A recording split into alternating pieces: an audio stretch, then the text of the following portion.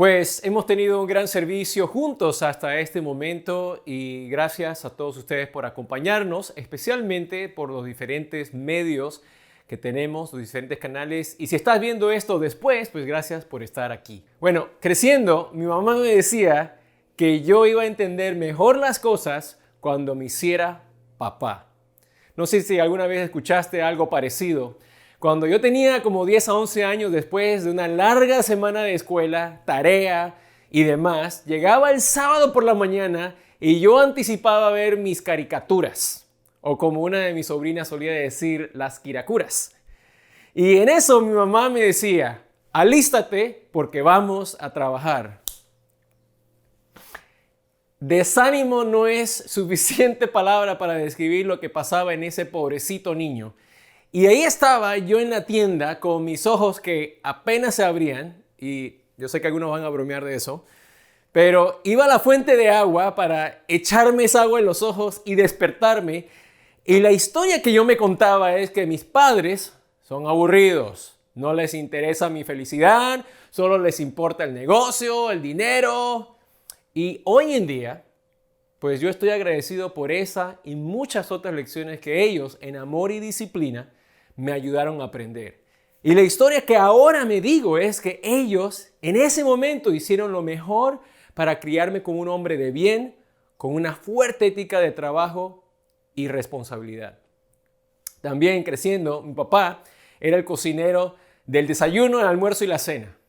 Y veía cómo todas las semanas preparaba comida para toda la familia de mi hermana, mi mamá que le preparaba un plato especial por su dieta, para un señor que mendigaba fuera del almacén que teníamos y para mi hermano que aunque no importara qué tan tarde llegara y si ya hubiera comido afuera, siempre tenía su plato de comida preparado en la estufa. Y la historia que yo me decía en ese momento es que a mi papá le gusta sufrir. Mi papá no tiene vida, se la pasa cocinando para toda esta gente. ¿Por qué se afana tanto mi papá para hacer todo ese trabajo semana tras semana? Hoy en día, la historia que me digo es que tuve un papá excepcional, que estuvo devoto a que tuviéramos una alimentación saludable y que su lenguaje de amor para nosotros fue su comida y su labor en la cocina. Todo lo iba a entender mejor cuando me hiciera papá. Hoy en día, mi esposa y yo somos padres de una adolescente de 14 años y ahora comprendo de una manera más completa todos los esfuerzos que me hicieron mis padres para mi bienestar. La historia que me decía antes y la historia que me digo hoy son muy diferentes. Y eso ha hecho una gran diferencia en cómo yo los veo a ellos, cómo me veo a mí mismo y cómo veo mi futuro. ¿Qué tiene esto que ver con la historia de Dios? Bueno, la devoción y la disciplina de Dios son temas continuos en las Escrituras y se ejemplifican en la nación de Israel.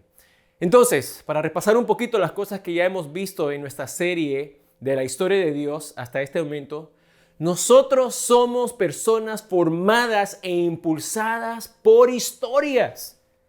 Las historias son la forma en que nosotros, los seres humanos, le damos sentido al mundo y nos ubicamos dentro de él y le damos sentido a nuestra parte en él. La historia es fundamental para nosotros como seres humanos.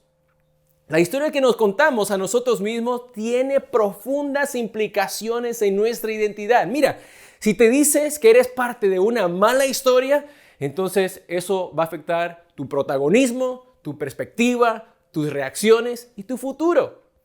Y si te dices que eres parte de una buena historia, por igual eso afectará las maneras de cómo ves las cosas, tus comportamientos, tus interacciones y tu futuro. Es tan simple como decirte al levantarte, ¿voy a tener un mal día o voy a tener un buen día? Déjame preguntarte, ¿qué historia te has estado contando? ¿A cuál historia has creído que perteneces? ¿Qué te dice el resultado de tu vida al respecto de la historia que has estado creyendo? Lo maravilloso es que Dios nos invita a participar en su gran historia. De hecho, ya somos parte de eso. Otra forma de ver la salvación es reclamar nuestra identidad en la gran historia de Dios. ¿Acaso eso no es un gran consuelo? Que la Biblia se trata mucho más de contar esta gran historia asombrosa de Dios que de un libro de reglas, de lo que se debe o no se debe hacer, o simplemente de instrucciones para llegar al cielo, sino es una historia maravillosa de amor. Hasta el momento hemos tocado los temas de la creación, la liberación y la redención. Y hoy vamos a hablar sobre la devoción o el consuelo y la restauración de Israel por parte de Dios. ¿Por qué es esto importante? Como mencioné, estamos haciendo teología juntos, el estudio de Dios. Estamos aprendiendo sobre la naturaleza de Dios, quién es Dios en realidad y la forma en que vemos a Dios es de vital importancia porque va a influir en la forma en que nos vemos a nosotros mismos, al mundo y a los demás. Pero recordemos que como seres finitos, por lo menos de esta manera, e imperfectos, estamos tratando de entender a un ser infinito y perfecto. Eso no quiere decir que no lo debamos intentar, sino que es normal que hayan ideas y conceptos que nos sean difíciles de entender algunas veces y que tampoco sean obvias ni muy naturales. Pero el tema de hoy es el tema de la devoción eterna de Dios, el cumplimiento de sus promesas, lo cual es crucial que comprendamos para poder entender a nuestro Dios. Ahora, ¿qué les pasa a esos israelitas de lo que hemos estado hablando después de ser liberados? ¿Dónde entra Jesús en este plan? ¿Acaso Dios cumplió su promesa? ¿Sabes? Estas son preguntas muy importantes que a menudo se han ignorado o incluso se han malinterpretado. Presta atención.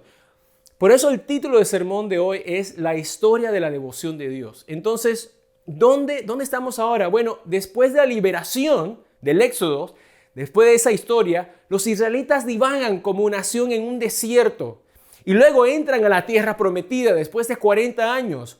Josué los lleva a esa tierra prometida. Los descendientes de los patriarcas, Abraham, Isaac y Jacob, ahora son una nación numerosa. La tierra prometida es un cumplimiento de la promesa de Dios a Abraham, que se convertiría en una gran nación y que habitaría la tierra de Canaán. Entran en esa tierra y tienen grandes victorias, pero no terminaron completamente la encomienda que Dios les dio. A lo largo del libro de Jueces vemos ciclos de apostasía. Apostasía es una palabra que significa apartarse de Dios. Ciclos de idolatría, luego opresión. Luego ellos claman y gritan y Dios los libera. Este parece ser un tema continuo para Israel. ¿Te relacionas? Luego piden un rey que eventualmente lleva al rey David, un verdadero pináculo de la gloria para la nación de Israel. Y después de David viene su hijo Salomón. Pero luego, después de Salomón, el reino se divide en el reino del norte y en el reino del sur de Judá. Después de que Roboam rechaza el consejo de los ancianos y en cambio se apoya en el duro consejo de los jóvenes consejeros que tenía a su alrededor, la mayor parte de lo que vemos de ahora en adelante es maldad y lamentablemente más recaídas en ese pueblo. Peor fue en el reino del norte que en el sur, y el juicio de Dios descendió sobre el reino del norte de manera tan fuerte en el año 725 a.C., cuando ellos fueron conquistados por los asirios. Y luego, más de un siglo después, en el año 586 a.C., lo mismo le sucede al reino del sur, al reino de Judá, cuando Jerusalén y el templo son destruidos por los babilonios y la mayoría de los israelitas son llevados cautivos y exiliados a Babilonia. Este es un triste destino para Israel. La maldad, la idolatría y la apostasía provocaron el juicio de Dios. En una oración en el libro de Lamentaciones, el profeta Jeremías expresa esa emoción de lo que estaba sucediendo en ese momento y Jeremías profetizó durante este periodo de tiempo cuando los israelitas iban al exilio. Y dice lo siguiente en Lamentaciones, capítulo 2, del verso 1 al 5. ¡Ay! El Señor ha eclipsado a la bella Sión con la nube de su furor. Desde el cielo echó por tierra el esplendor de Israel. En el día de su ira se olvidó del estrado de sus pies. Sin compasión el Señor ha destruido todas las moradas de Jacob. En su furor ha derribado los baluartes de la bella Judá y ha puesto su honra por los suelos al derrocar a su rey y a sus príncipes. Dio rienda suelta a su furor y deshizo todo el poder de Israel. Nos vimos frente al enemigo y el Señor nos negó su ayuda. Ardió en Jacob como un fuego encendido que consumía cuanto le rodeaba. Como enemigo tensó el arco. Lista estaba su mano derecha. Como enemigo eliminó a nuestros seres queridos. Como fuego derramó su ira sobre las tierras de la bella Sión. El Señor se porta como enemigo. Ha destruido a Israel, ha destruido todos sus palacios y derribado sus baluartes, ha multiplicado el luto y los lamentos por la bella Judá. ¿Notas las palabras, el lenguaje? Es terrible caer en las manos de nuestro Señor. ¿Y qué pasa ahora? ¿Y qué pasa después? ¿Qué vamos a decir acerca de las promesas de Dios que Él tenía para este pueblo? Sabes, es muy importante resaltar el corazón de Dios hacia su pacto con Israel. Y recuerda, se supone que Israel es una bendición para todas las naciones. Entonces, en cierto sentido, en Israel deberíamos encontrar la esperanza de Dios para todas las naciones. Entonces, esto es un gran problema. Esto también es importante porque muchos dejan la historia aquí y asumen que Dios abandonó a Israel. Y se ve obligado a empezar de nuevo. Por eso envía a Jesús, que luego es crucificado por los mismos judíos. ¿Sabes? Esta interpretación de los hechos no podría estar más equivocada. Y esta idea incluso ha llevado a un antisemitismo continuo, a un odio ante los judíos durante siglos y siglos. Entonces, ¿cuál es el corazón de Dios hacia su pacto? En realidad vemos esto en Génesis capítulo 15, donde vemos el pacto de Dios con Abraham. Y hasta el final de ese capítulo, Dios hace algo extraordinario. Le pide a Abraham que sacrifique algunos animales, los corte por la mitad y separe las mitades una de la otra. Y más tarde esa noche Dios aparece como un horno humeante con una antorcha encendida y pasa entre esas dos mitades. Y diríamos, bueno, esa es una visión realmente muy interesante. Pues, ¿acaso tiene un significado más profundo? Y realmente lo tiene. ¿Ves? Durante ese tiempo, durante el tiempo de Abraham, esta era una forma típica de que dos partes, dos pueblos entraran en un pacto, en un convenio. Y las partes en realidad harían lo mismo, sacrificar animales y luego pasaban entre las mitades de estos animales sacrificados, sellando el pacto. Pero aquí sucede algo diferente. En la historia de la promesa de Dios hacia Abraham, Dios se pasa a sí mismo a través de esas dos mitades, sellando así ambas partes del pacto. En nombre de Dios, en su propio nombre, y por la gracia de Dios también en nombre de Abraham, y así por medio de Abraham a los israelitas y todo el pueblo de Dios y todos los descendientes de Abraham, que ahora nos incluye a través de la fe a nosotros. Es como si hicieras un contrato de carro o de casa y el dueño firme su parte, pero también se hace responsable y firma tu parte. Mira, esta promesa en Deuteronomio capítulo 30, versos 2 al 5, y vemos esto después de la entrega de la ley y los 10 mandamientos, todas las diferentes leyes que se dan a través de Moisés, vemos esta promesa comenzando en el versículo 2.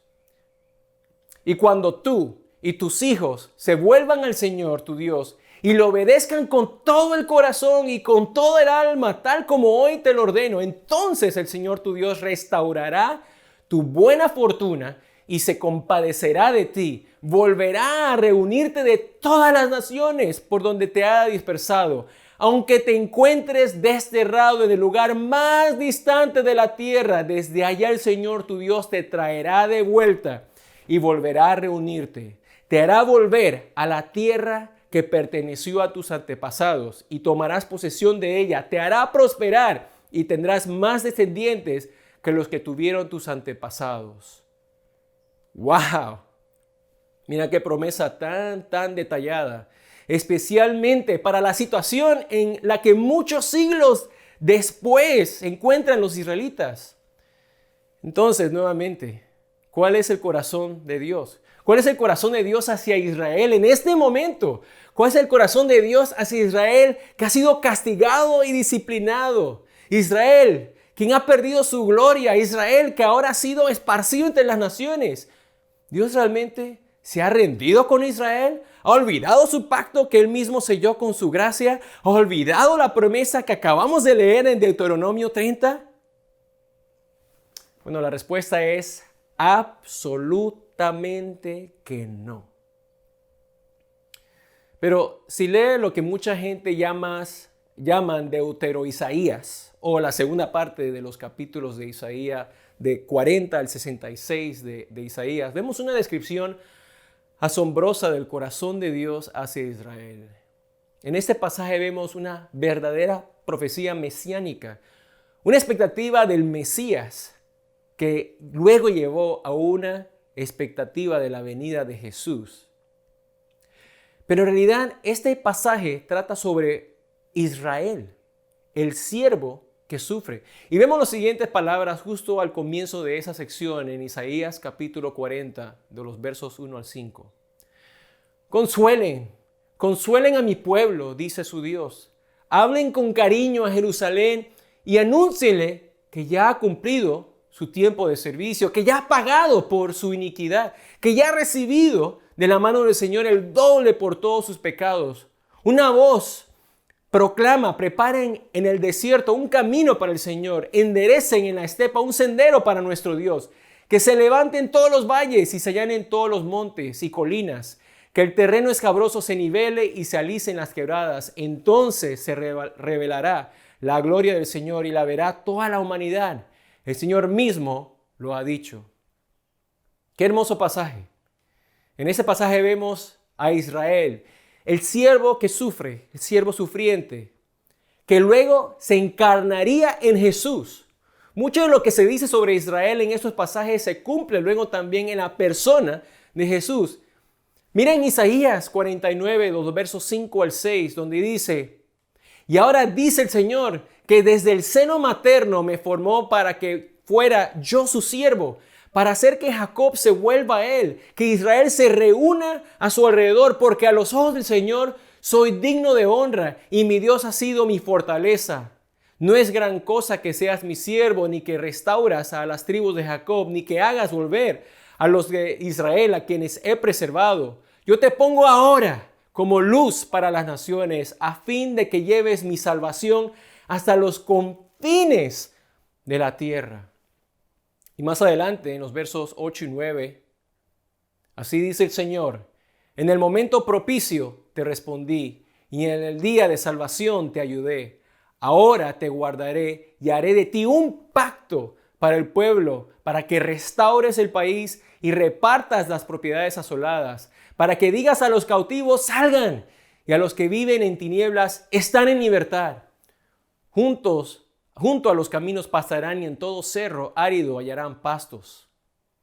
Y luego, en los versos 13 al 15, ustedes, los cielos, griten de alegría, tierra, regocíjate, montañas, porrumpan en canciones, porque el Señor consuela a su pueblo y tiene compasión de sus pobres. Pero Sión dijo: el Señor me ha abandonado, el Señor se ha olvidado de mí. ¿Puede una madre olvidar a su niño de pecho y dejar de amar al hijo que ha dado a luz? Aun cuando ella lo olvidara, yo no te olvidaré. Esta porción de las Escrituras se llama la restauración de Israel. Y lo que es asombroso es que esto es exactamente lo que sucede. Israel es restaurado. En Jeremías 29, un pasaje con el que muchos de nosotros estamos familiarizados. Leámoslos ahora en el contexto de la profecía de Jeremías y la promesa de Dios y su promesa cumplida. Jeremías 29, 10 al 14 dice lo siguiente. Así dice el Señor: cuando a Babilonia se le hayan cumplido los 70 años, yo los visitaré y haré honor a mi promesa en favor de ustedes. Y los haré volver a este lugar, porque yo sé muy bien los planes que tengo para ustedes, afirma el Señor. Planes de bienestar y no de calamidad, a fin de darles un futuro y una esperanza. Entonces ustedes me invocarán y vendrán a suplicarme, y yo los escucharé. Me buscarán y me encontrarán cuando me busquen de todo corazón. Me dejaré encontrar, afirma el Señor, y los haré volver del cautiverio. Yo los reuniré de todas las naciones y de todos los lugares a donde los haya dispersado, y los haré volver al lugar del cual los deporté, afirma el Señor. Realmente es absolutamente asombroso que esto es exactamente lo que sucede después de 70 años. Después del decreto del rey Ciro II, los exiliados regresan y el templo es reconstruido y le suceden un par de cosas importantes a la nación de Israel. Número uno, la nación judía ya no tendrá que enfrentar el problema de la idolatría. El problema que los atormentó durante milenios. El seguir a otros dioses ya no será un problema para la nación judía. Lo siguiente que sucede es que durante este tiempo se convierten en la gente del libro, el Torá, en un pueblo increíblemente dedicado a las Escrituras. Como los judíos continúan hasta el día de hoy, ¿sabes? De este pueblo que regresa del exilio, Jesús, un descendiente de judíos, viene como el Mesías, al igual que sus 12 apóstoles. Además, si miras el libro de los Hechos, al comienzo de la iglesia, hay muchos números que se mencionan. Y los números son muy importantes en la historia de Israel. Si se acuerdan, hay un libro completo que se llama Números. Siempre hay un censo o una enumeración del pueblo de Dios, del pueblo de Israel. Y vemos a los 3,000 bautizados y luego vemos más tarde 5,000 hombres, que pueden decir 10,000 en total. Y los números se mencionan a medida que más y más personas son bautizadas. ¿Qué quiere decir esto? Todos ellos judíos. ¿Por qué se mencionan esos números de bautizados? Que son bautizados inicialmente allí en el libro de los Hechos. Porque Dios, como explicaba Lucas, quería asegurarse de que entendiéramos que esta promesa de la restauración de Israel se estaba cumpliendo. Y que sí, estos judíos también se convertirían en una luz para las naciones. Israel fue restaurado tal y como se prometió. Y se vuelven una de la luz para todas las naciones, para todos los gentiles que luego vendrían en masa para ser parte de la iglesia. La promesa de Dios se cumple en Israel. Por su gracia, Israel es consolado y restaurado. Y la iglesia dice: amén. La devoción de Dios, el consuelo de Dios en la restauración de Israel. Qué testimonio tan poderoso. ¿Qué significa esto para nosotros? ¿Qué significa para ti? Para mí. Bueno, lo primero que esto significa es que podemos confiar en la devoción de Dios por nosotros, como su pueblo, la Israel espiritual. Nosotros también podemos confiar en esa devoción que Dios tiene hoy por nosotros como su pueblo, esa Israel espiritual. Mira este pasaje que refleja estas palabras que vimos en el Antiguo Testamento y que ahora Pablo hace eco aquí en el Nuevo Testamento, 2 Timoteo 2, los versos 8 al 13. No dejes de recordar a Jesucristo, descendiente de David, levantado de entre los muertos. Este es mi evangelio, por el que sufro al extremo de llevar cadenas como un criminal. Pero la palabra de Dios no está encadenada, así que todo lo soporto por el bien de los elegidos, para que también ellos alcancen la gloriosa y eterna salvación que tenemos en Cristo Jesús. Este mensaje es digno de crédito. Si morimos con Él, también viviremos con Él. Y si resistimos, también reinaremos con Él. Si lo negamos, también Él nos negará. Si somos infieles, Él sigue siendo fiel, ya que no puede negarse a sí mismo. Mira, lo que esto dice es que sí, podemos darnos vuelta a Dios, serle infiel, y esto podría ser nuestro final. Pero incluso cuando somos infieles, cuando somos débiles, cuando batallamos, cuando tropezamos, cuando caemos, dice que Dios no puede negarnos. Él permanecerá fiel. ¿Acaso esto no es increíble? O sea, literalmente increíble, o sea, difícil de creer. Este es Dios para con nosotros, amén. ¿Confías en esto? ¿Confías absolutamente en esto esta mañana? ¿Vives en esta confianza? ¿Es esta la historia que estás viviendo? ¿Es esta tu historia? Hay un término para este tipo de devoción de Dios y lo que eso significa para nosotros. Ese término se llama coram Deo. En realidad es una frase latina traducida como la presencia de Dios, coram Deo. Es un término teológico cristiano que resume la idea de la vida cristiana, en una vida en la presencia de Dios, en estar bajo la autoridad de Dios y viviendo para el honor y la gloria de Dios. ¿Estás viviendo una vida coram Deo? ¿Estás viviendo bajo la autoridad, en el honor y la gloria de Dios, en la confianza en Dios, en la presencia de Dios? ¿Sabes? Dios nos es fiel hoy como pueblo de Dios, al igual que cuando cumplió su promesa a Israel. Dios no ha cambiado. ¿Sabes? Lo segundo que podemos ver que se aplica para nosotros es que podemos confiar en la disciplina de Dios. Podemos confiar en su disciplina y realmente se pueden ver de dos maneras. Número uno es que podemos confiar que va a pasar. Dios nos va a disciplinar y eso es muy importante. Hablamos de la mano de Dios algunas veces y del pie de Dios.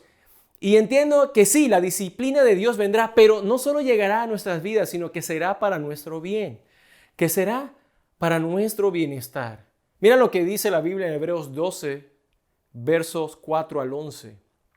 En la lucha que ustedes libran contra el pecado, todavía no han tenido que resistir hasta derramar su sangre y ya han olvidado por completo las palabras de aliento que como a hijos se les dirige. Hijo mío, no tomes a la ligera la disciplina del Señor, ni te desanimes cuando te reprenda, porque el Señor disciplina a los que ama y azota a todo el que recibe como hijo. Lo que soportan es para su disciplina, pues Dios los está tratando como a hijos. ¿Qué hijo hay a quien el Padre no disciplina? Si a ustedes se les deja sin la disciplina que todos reciben, entonces son bastardos y no hijos legítimos. Después de todo, aunque nuestros padres humanos nos disciplinaban, los respetábamos. ¿No hemos de someternos con mayor razón al Padre de los Espíritus para que vivamos? En efecto, nuestros padres nos disciplinaban por un breve tiempo como mejor les parecía, pero Dios lo hace para nuestro bien, a fin de que participemos de su santidad. Ciertamente, ninguna disciplina en el momento de recibirla parece agradable, sino más bien penosa. Sin embargo, después produce una cosecha de justicia y paz para quienes han sido entrenados por ella. ¿Cómo has respondido tú a la disciplina de Dios? Y a la verdad, todos nos hemos sido sometidos a la disciplina de Dios. Pero ¿cómo has respondido? ¿O estás pasando por la disciplina de Dios ahorita mismo? ¿Cómo estás respondiendo a esa disciplina? ¿La disciplina de Dios en tu vida te está llevando a cambiar para acercarte más a Dios? ¿Confiar más en Dios? ¿Vivir una vida coram Deo? ¿Confiar en su amor por ti? ¿O acaso estás dejando que te aleje de Dios y te aparte de Dios como también lo hicieron para los israelitas en un momento? Si ese es el caso, has estado escuchando solamente parte de la historia y no toda la historia, porque Dios disciplina, pero no porque te desprecia o no porque no te ama, sino al contrario, porque su amor es puro y perfecto y ojalá escuches no solo parte de la historia, sino toda la historia. Toma el tiempo para escudriñar su palabra y ver sus propósitos. ¿Sabes? La tercera cosa que podemos aprender aquí es que debemos ser tan devotos al pueblo de Dios como Dios lo es. Debemos ser tan devotos al pueblo de Dios como Dios lo es.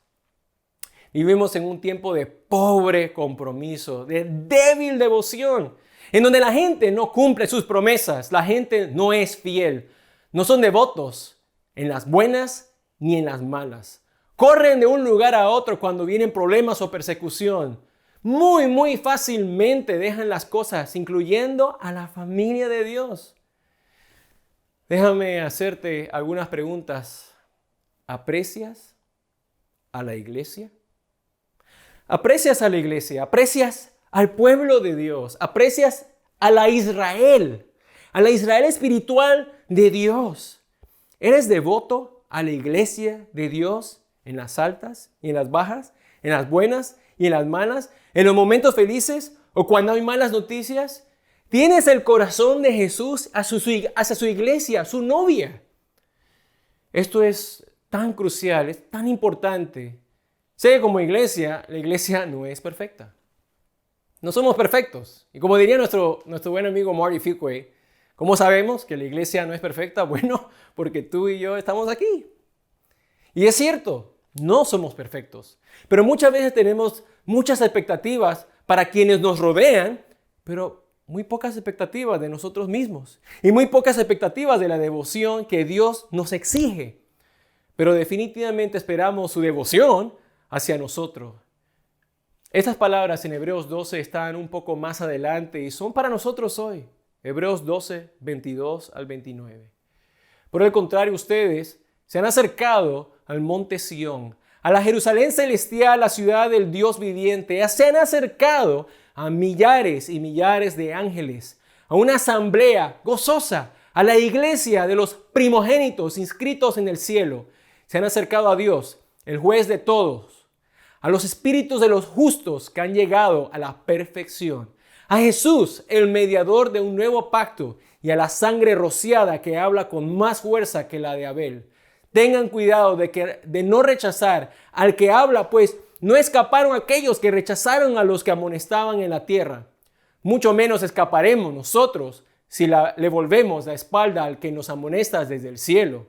En aquella ocasión su voz conmovió la tierra, pero ahora ha prometido: una vez más haré que se estremezca no solo la tierra, sino también el cielo. La frase "una vez más" indica la transformación de las cosas movibles, es decir, las creadas, para que permanezca lo inconmovible. Así que nosotros, que estamos recibiendo un reino inconmovible, seamos agradecidos.